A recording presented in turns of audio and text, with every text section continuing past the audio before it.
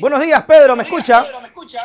Perfecto, Nelson, encantado. ¿Cómo se ve por allá? Bien, a ver, ahí vamos a tener que bajarle un poquito el retorno ya para que no se devuelva. Ahora sí, ya, en vivo y en directo, Pedro Freile, ¿cómo está? Muy bien, encantado. Un gusto estar aquí hablando, claro. Gracias principalmente por aceptar la invitación a este espacio, particularmente pues ahora que ya vienen las elecciones, aprovechando que las personas desean obviamente conocer a quienes pretenden estas magistraturas. No tiene un partido definido, Pedro. Básicamente podríamos decir que está en una situación de partidos políticos solitario. ¿Cómo construir un proyecto político para Quito si no tiene bases? Bienvenido. Hola Nelson, sí tenemos partido político definido, de hecho estamos en la dirigencia de al menos dos, y de hecho en la lógica del armado de alianza, nuestra estrategia será divulgar al momento de la alianza cuáles son las dos organizaciones políticas en donde el quinto poder de hecho ya participa en dirigencias.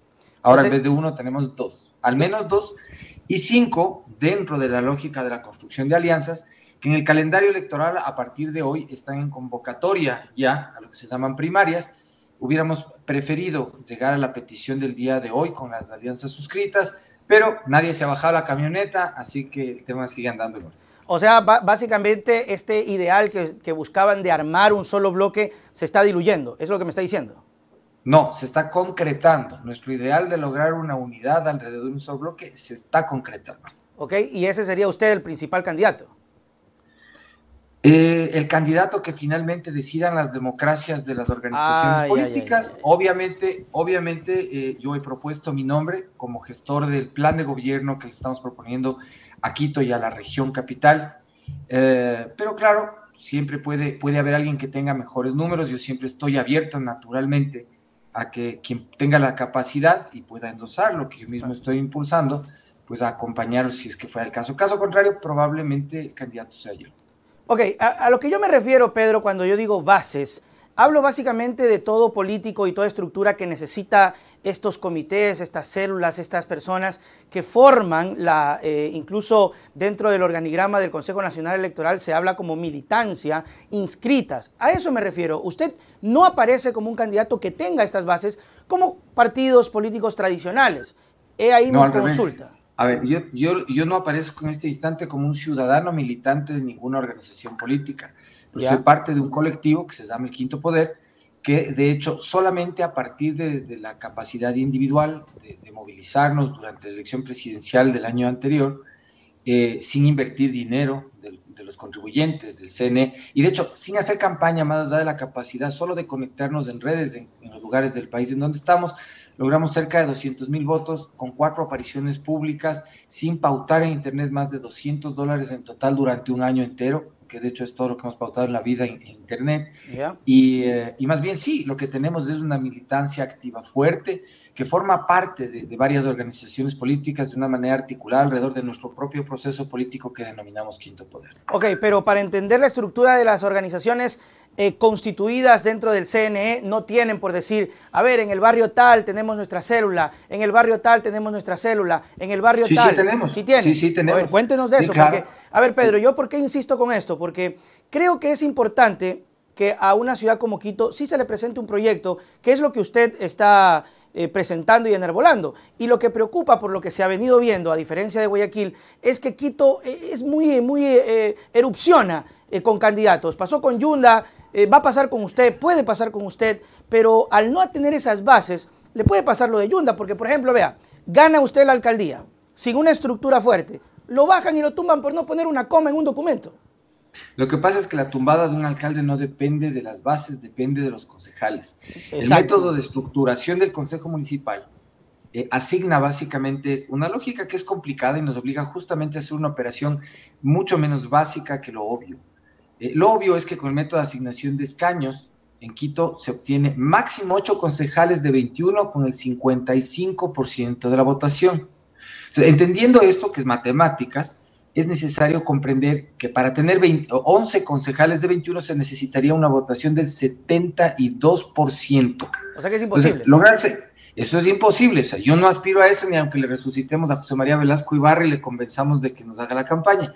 Entonces, responsablemente, el ejercicio consiste en lograr tener plan a partir de acciones objetivas que puedan endosar cualquier posición política, desde cualquier partido, desde cualquier circunstancia política. Entonces, cuando tú ves un montón de precandidatos que son personas, primero que nada, estas no son organizaciones políticas, y este es un ejercicio que es de organizaciones políticas. Entonces, precandidatos personas no sirven. Yo por eso no me junto ni acepto ser llamado precandidato, porque yo no me asocio con personas, sino con organizaciones políticas en este trayecto. ¿Usted no quiere que lo llame precandidato?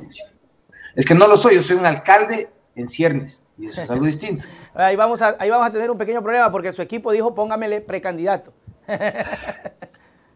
No creo que han de haber dicho eso, pero sí dijeron...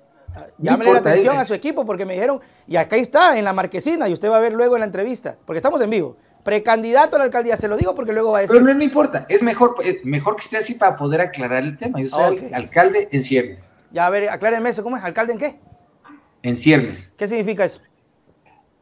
Soy un alcalde simplemente esperando el trámite que el sistema democrático nos obliga para poder asumir el cargo.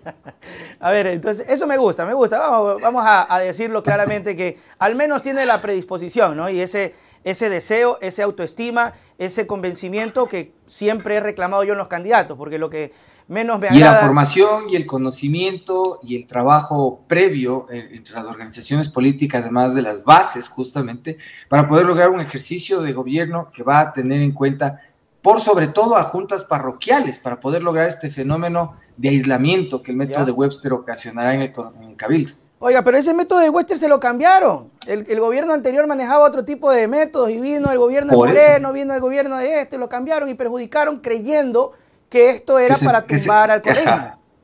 Claro, pero es que así son chunchos, pues los políticos que usualmente viven de la política son gente de limitadas capacidades académicas, de capacidad de observación limitadísima, y que normalmente dependen de la opinión de lo que está a la venta en ese momento, pero no entienden de ciencias de Estado, de economía o nada relevante.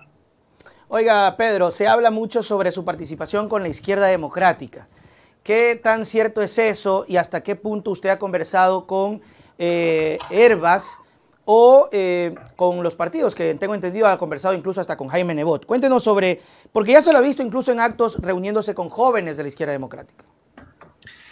Con jóvenes de la izquierda democrática, con dirigencia barrial de la izquierda democrática, con dirigencia histórica de la izquierda democrática, con asambleístas, con dignidades de ese partido, pero también de otros partidos, porque nuestra causa es buscar un proceso de reconciliación política de la política. Entonces, para este evento, nosotros necesitamos, primero, desvestirnos de partidismo, segundo, acercarnos humildemente a las organizaciones políticas con nuestra propuesta de plan. De otra manera no se puede hacer. Sí hemos conversado, la primera persona con la que conversé, de hecho, de este asunto de la alcaldía el año pasado fue con el Javier, a quien de hecho le merezco la mejor de las opiniones, y que de hecho tiene los mejores números en el caso de Quito. Ahora, él ha decidido no correr, pero si fuera de otra manera el tema, yo apoyaría una candidatura de él. Okay. Por otro lado, sí hemos hablado con el Partido Social Cristiano, con Renovación Total, es un partido nuevo, con Construye, con Sociedad Unida Más Acción, con el Partido Socialista Ecuatoriano y con la Acción Democrática Ecuatoriana. Y con todos los partidos. No todos. Hemos hablado con esos que acabo de señalar. Hemos hablado con otros partidos con los cuales sabemos que no tendremos coincidencias programáticas, ni la posibilidad de lo que hemos hecho, que es ya construir desde el territorio las candidaturas que puedan resultar más solventes en el ejercicio del gobierno para las juntas parroquiales y para los efectos de gobernabilidad que buscamos para la República. Entonces, es un camino que venimos 8 meses andando, despacio, discreto. Nosotros en la política nunca vamos a hacer lo obvio. Lo obvio hacen los políticos vagos, sinvergüenzas que viven de la política. Nosotros venimos de un proceso ciudadano que viene de la activación social y que hoy quiere asumir el riesgo de provocar la atención de los jóvenes para lograr reconciliar el país que está acabándose en el odio, ¿no? ¿Usted cree, Pedro, que la gente ya no se está fijando tanto en los partidos? Es decir, no le veo la intencionalidad, por ejemplo, como en algún momento Yacu Pérez salió y dijo, bueno, voy a formar mi grupo político, voy a hacer el movimiento Somos Agua para aislarme de toda esta partidocracia y todo esto, ¿no? Y usted tiene ese discurso, usted habla de los viejos partidos, los viejos políticos, yo soy nuevo, pero sin embargo está anclándose precisamente a esos viejos partidos. Entonces, ¿cómo entender esta situación para que el joven que hoy está escuchando diga, a ver, me está confundiendo, se presenta como alguien nuevo, pero busca a los viejos? A ver, primero, yo soy político desde que nací, tengo 50 años y probablemente 49 y 11 meses de político. ¿Ya? Y me ha gustado siempre la actividad y creo que de hecho es indispensable que gente más sana, más joven, siempre se esté integrando a esto. ¿Ya? Cuando uno está demasiado tiempo expuesto a la política, puede terminar corrompiéndose. Las personas son susceptibles de corromperse. ¿Ya? Lo importante en los líderes es que sepan cuándo hacerse a un lado, cuando sienten que se pueden empezar a dañar y que dejen un legado en personas más jóvenes. El sistema se inventó los partidos, que son como una especie ahí de canteras, de repositorios, de criaderos de políticos, pero son unos malos criaderos. Entonces, lo que hacen simplemente es atraerle a la gente para tenerle ahí pendiente para las elecciones. Los políticos jóvenes en las organizaciones políticas, más viejas o más nuevas, tienen la expectativa de poder participar y de poder liderar. Nosotros lo que les hemos dicho a los jóvenes en los partidos es: vayan y rompan la puerta de donde están los dirigentes encerrados tomando decisiones. Vayan y escráchenos en las casas si es necesario y ocupen el espacio público que son los partidos políticos. El país necesita jubilar gente de urgencia. Y creo que mi función es provocativa, como te das cuenta, Nelson. Es para eso. Esa es mi función en la política. Detrás de las personas de las que he marchado durante los últimos 6 años. El movimiento indígena, trabajadores, empresarios medianos, personas desencantadas, migrantes en potencia. Hay un proceso, sobre todo generacional. Hay un cambio de generación, un cambio de edad que tiene que producirse en los partidos políticos, al frente de las empresas y al frente del Estado. Y yo siento que mi responsabilidad es ayudar a que eso pase.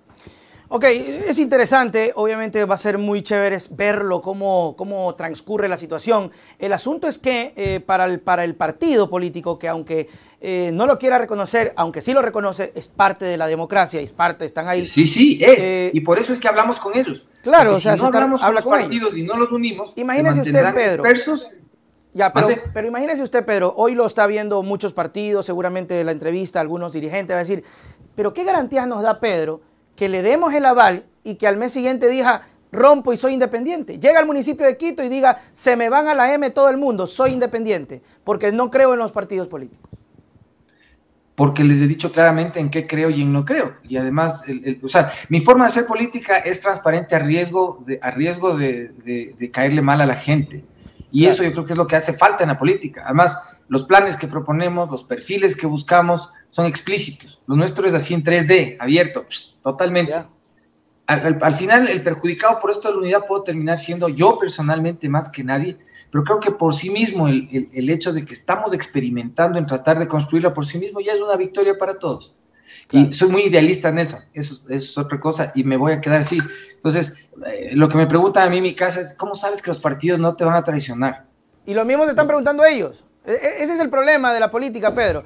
Su familia Porque le dice, tengo 50 años de vida, muy cierto. 50 años de vida, 27 años de profesión.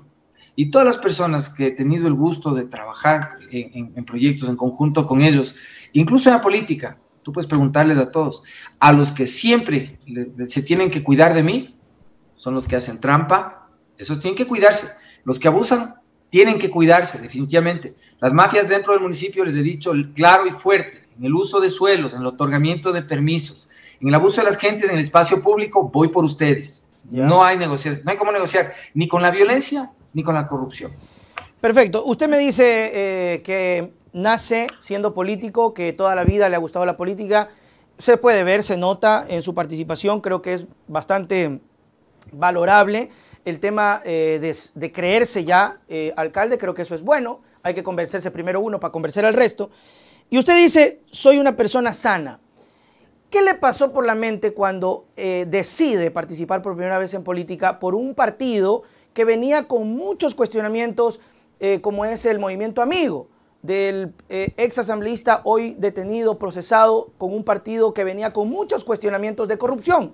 Entonces, ¿qué le pasó a usted por la cabeza cuando dijo, soy una persona sana, creo en la política, pero me voy por este partido como si ya no hubiese otra oportunidad? ¿Qué pasó ahí? Que hay una enfermedad y nosotros somos el remedio para esa enfermedad. Para nosotros asumir el partido, como dicen acá en Quito, más atatay de todo el sistema político. Claro, era la oportunidad de demostrar, primero, que a nosotros como ciudadanos no nos mancha lo que hagan los políticos. Segundo, que para el sticker del movimiento por sí mismo es irrelevante y que son líderes los que impulsan ideas. Entonces, para nosotros fue un experimento social, un BLT, como dicen, pero expuesto totalmente para demostrar de lo que somos capaces. El riesgo reputacional de Amigo era una bestialidad, o sea, no había nadie que en su sano juicio pudiera ponerse al frente de una cosa así. Nosotros decidimos que por ahí era el correcto. Dicen los estoicos que por donde esté el obstáculo, ahí es el camino. Entonces decidimos tomar el obstáculo para poder empinar el camino. Claro, al final del camino le pudo haber resultado para lo que tiene hoy, ¿no? El tema de una potencialización en candidatura a la alcaldía, de pronto sí llamar la atención cuando ocurrió el tema de las elecciones, pero siempre va a haber como un techo, ¿no? Entonces ustedes, su visión, ¿a dónde va? ¿Solo Quito? A la presidencia de la República, después de hacer un par de veces la alcaldía de Quito. Para nosotros, en lo personal, claro, obviamente hay compañeros dentro del proceso que tienen aspiraciones de más largo alcance, que son más jóvenes también, pero lo nuestro es la alcaldía de Quito como un muestrario, así como hicimos de las elecciones con Amigo un muestrario de lo que somos capaces de hacer, sin usar incluso dinero en la campaña.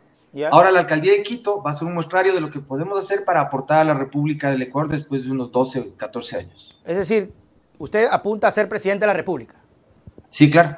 O sea, ese es su deseo. Está bien, está bien. Sí, claro. No, yo también quisiera a rato. Y todos pueden, Nelson. Es cuestión, sí, no, de prepararse. Derecho. Es cuestión de prepararse continuamente, de trabajar de cerca con los procesos, de entender la contratación pública, la economía, la seguridad, la infraestructura, las necesidades de la gente, la psicología de las personas. Es cuestión, son cosas que cualquiera que tenga la voluntad puede prepararse en atender y sobre las cuales puede prepararse y proponer además. Claro, por eso es que me llama mucho la atención el hecho del proyecto que presenta, principalmente de candidatura, porque cuando ya sea candidato, si es que llega a serlo, ya ojalá que tengamos otro tipo de conversación para hablar sobre sus planes. A mí me intriga mucho saber cómo una persona, ahora más cuando menciona que quiere ser presidente, pero no trata de construir un asunto muy fuerte de partido, de base, de estructura tradicional, ¿no? Porque al final... Ese es el punto, Nelson. Ese es el punto. A ver, ¿qué pasa? ¿No quiere ser tradicional? Yo no creo en lo tradicional, de hecho no creo en la justicia ecuatoriana, no creo en el sistema de partidos ecuatorianos, no creo en la constitución ecuatoriana. Me parece que todos son buenos propósitos encaminados en un montón de documentos elaborados en detalle importante, con mucho estudio de por medio, pero con una desconexión muy importante con la economía real de las personas y desconectadas definitivamente con el interés de quienes más necesidades tienen. Nuestro sistema está hecho para mitigar el espíritu de protesta social, pero definitivamente no está hecho para lograr una sociedad más igualitaria, una sociedad más inclusiva, una sociedad más respetuosa de la capacidad de las personas, sino exclusivamente para servir al propósito de los políticos con poder, con billete, y si esos vienen incluso al narcotráfico, a ellos les beneficia más. Ok, con estas palabras puedo entender que usted estuvo a favor de la protesta del paro de los 18 días. Yo siempre estoy a favor de la protesta social desde hace 6 años. La lógica de nuestro colectivo, el Quinto Poder, es enfocar a la protesta social como parte esencial de la República y, por lo tanto, parte del valor intrínseco de la democracia. Yo he acompañado muchísimas marchas. De lo que no estoy y nunca estaré a favor es de la violencia, del racismo y de la intolerancia, de donde vengan. Esas cosas no van conmigo.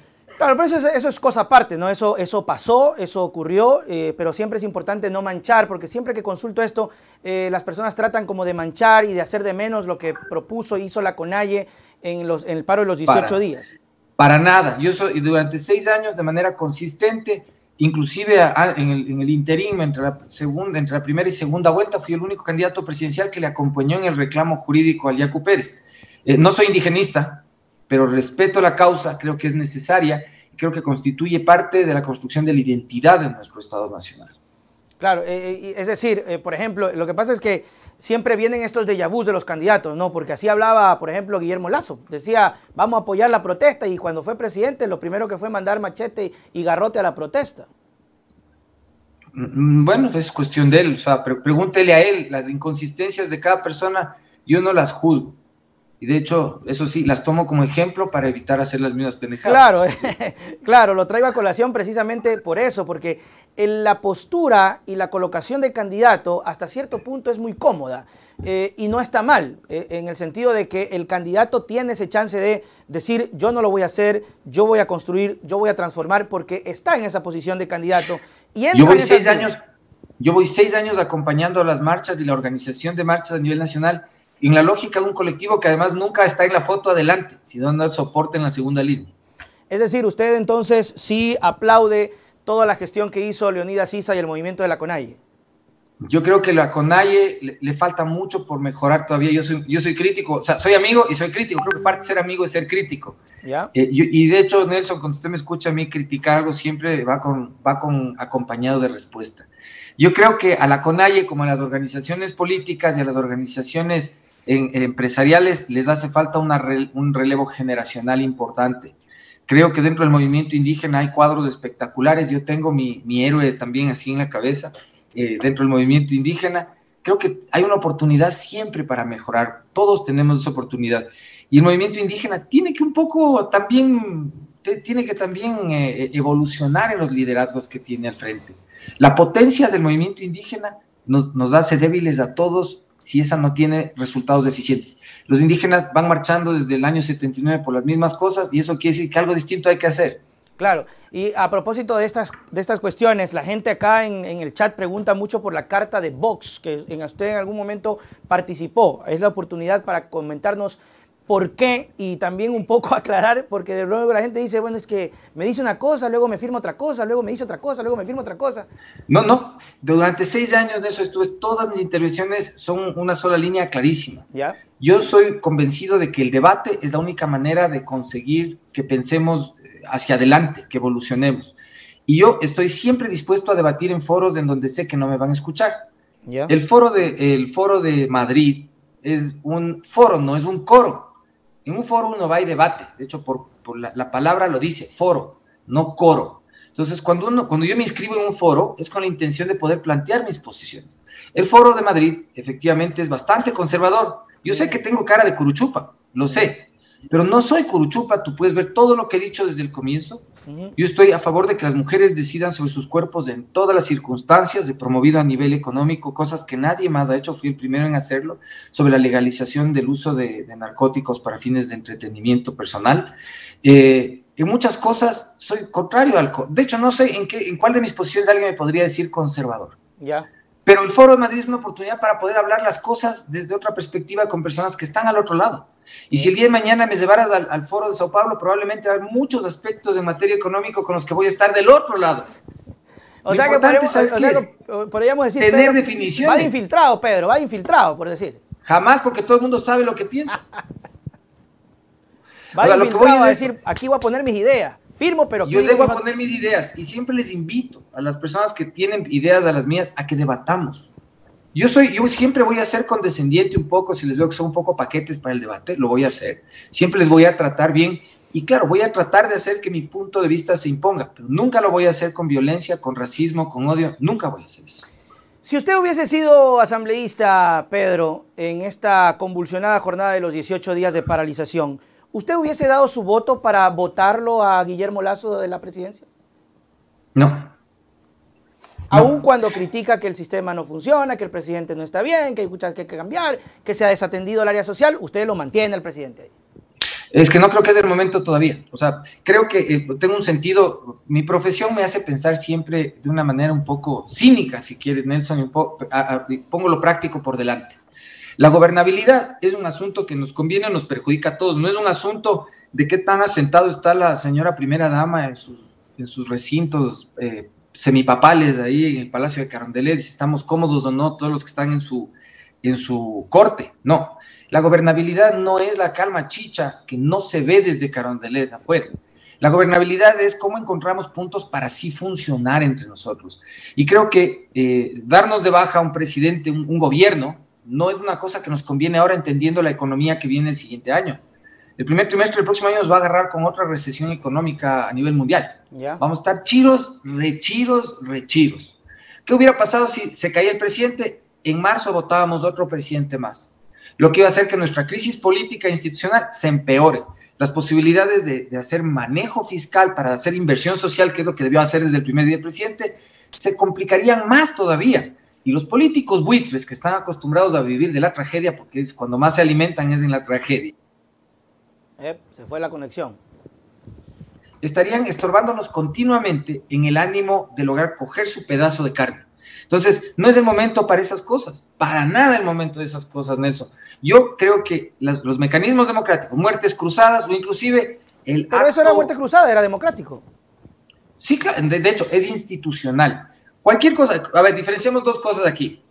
Lo democrático no siempre es institucional. Puede ser legítimo, pero no siempre es legal. Y lo institucional no siempre es democrático. Y de hecho, muchas veces lo que tenemos es un abuso del poder dentro del sistema jurídico a título de que las cosas son legales y nos valen 3 rábanos las cosas que son justas. ¿Ya? ¿Sí? Entonces, para mí lo principal en política es medir si hay oportunidad de que algo suceda y a cuántas personas perjudica o beneficia, siempre pensando que hay una mayoría en condición de vulnerabilidad que es a quienes tenemos que beneficiar. Sí, definitivamente. Entonces, el modelo de política que se ha venido ejecutando desde el gobierno no ha sido el efectivo, por algo erosionó el tema de la movilización, es decir, no de gratis salió la gente a manifestarse y creyeron desde la Asamblea como respuesta política en darle la oportunidad de que la gente decida a través de la muerte cruzada, que además era algo que el presidente venía anunciando y diciendo voy a hacerlo, voy a firmar. Todavía puede hacerlo, Nelson, ojo, digamos así, el proceso inverso, digamos, en la muerte cruzada, que era la bala de plata que tenía la Asamblea, esa se la comieron los asambleístas por hacer un ejercicio inoportuno, falta de estrategia absolutamente, porque lo principal, si ya vas a ir a ese trámite, no es cómo le votas al presidente, sino cuál es la propuesta. A los políticos siempre tienes que medirles no por cómo llegan, sino con qué carajo van a hacer. O sea, señor, me explica usted cómo, cuándo, con qué, de dónde saca la plata, a quién le pone al frente. Si no me explica eso, no le apoyo para que llegue. Okay, entonces, pero, el votar al presidente era llegar, pero sin un plan atrás. Ok, bueno, el plan por lo menos darle a la gente la opción. ¿Sabe por qué? Porque la cosa se estaba calentando tanto que teníamos una asamblea que no hacía nada. Es decir, si la asamblea no proponía eso, que a la final era decisión de los asambleístas en total, teníamos el panorama de una crisis social y una asamblea callada, es decir, tenía que haber una salida, tenía que haber una propuesta, una respuesta a eso. Y no va a haber respuesta, la asamblea es una java de neuronas, porque hacen 12 neuronas entre todos, o sea, ahí no podemos esperar que de ahí salga algo consistente o útil.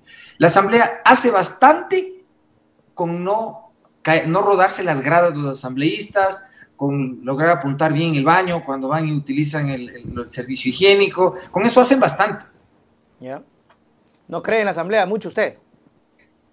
No, nada.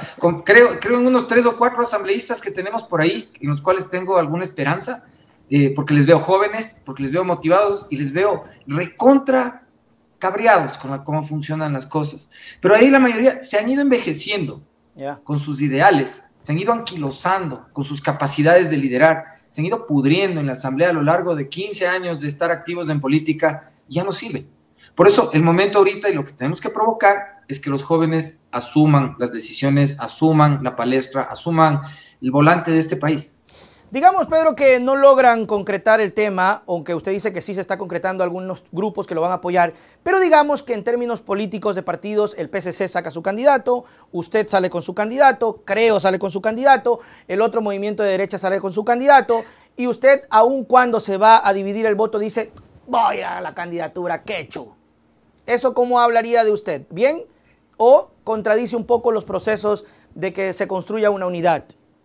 O sea, nosotros hemos lanzado ya nuestra propuesta de cómo hacer esto. Y de hecho, hay que entender esto, ¿no? Este asunto de la tendencia que mucha gente quiere promover, para nosotros no existe. Porque la tendencia, si la tendencia además es correísmo y anticorreísmo, yo a ese juego no le entro, porque nuestro país ya está suficientemente dividido. Si el discurso es indígenas y antiindígenas, a ese discurso yo no le entro, porque no le sirve a nuestro país. Entonces, si creo el día de mañana, creo de hecho, yo creo que debería ir de pronto con su propio candidato o hacer lo que le he sugerido ya al gobierno. El presidente de la República, por gobernabilidad del país, no puede perder en Quito. Si él se arriesga a ir con una candidatura que no funciona, pierde el sistema democrático.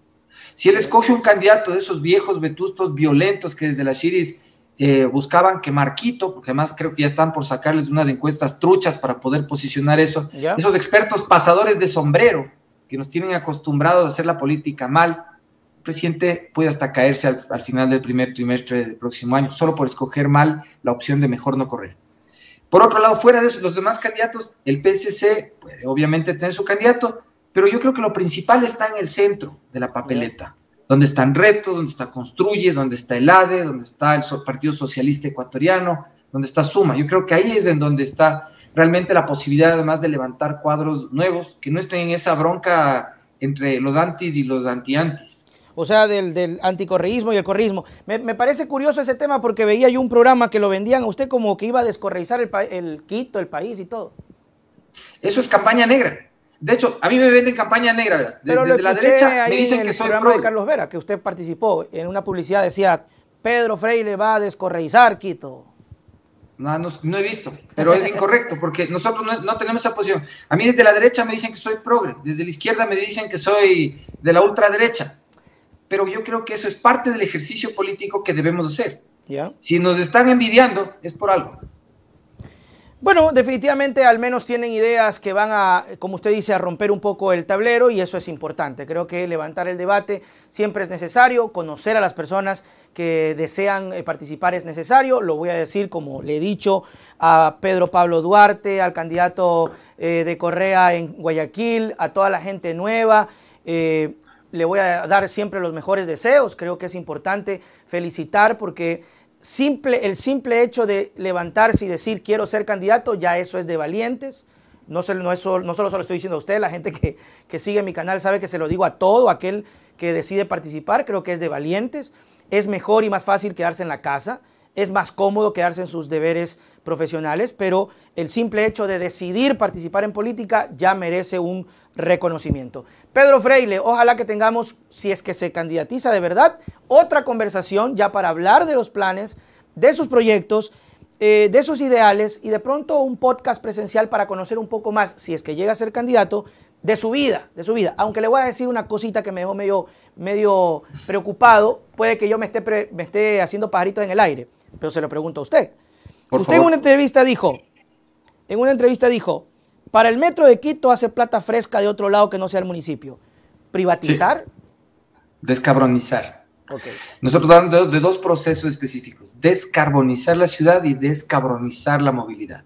La plata fresca de fuera del municipio es indispensable porque ni recaudando todos los impuestos del municipio podemos pagar esa cosa que fueron a comprar. ¿Pero yo de digo dónde? Tesoro de Atahualpa. ¿Empresa privada?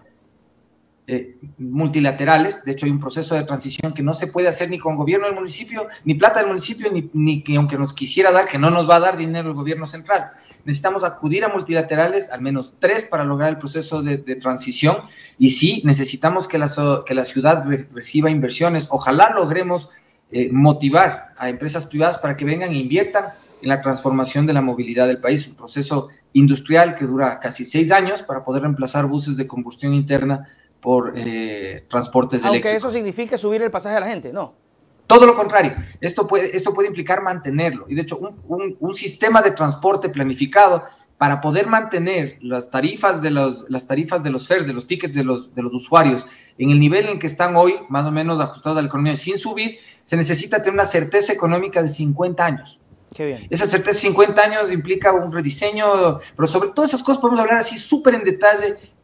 ¿Por qué calles? ¿En qué sitios? ¿Con qué máquinas? Es todo. Nuestro plan tiene una cosa que hicimos ya en el plan presidencial. Son detalles específicos de cada cosita. Perfecto. Su plan lo vamos a tratar en otra oportunidad. Ojalá que se dé. Pedro Freire, muchísimas gracias por aceptar la invitación y será hasta la próxima. Sus palabras finales. Nelson, muchas gracias. Un gusto siempre hablar claro y tenía muchas ganas de estar en este espacio al que sigo siempre con mucha atención. Entonces, realmente bueno. Un abrazo grande y a todos un saludo. Chao, chao, Pedro. Nos vemos. Muy bien, ahí estuvo Pedro Freire hablándonos un poquito sobre el paso, porque todavía no se concreta, ¿no? Entonces, obviamente, cuando ya se concrete, ojalá que tengamos otro chance para seguir hablando de sus ideas, proyectos ya en concreto, porque hoy lo hicimos de manera superficial, bueno, para no gastar los cartuchos, pues, ñaño, media hora nomás. Y dice, esta es una conversación larga y profunda.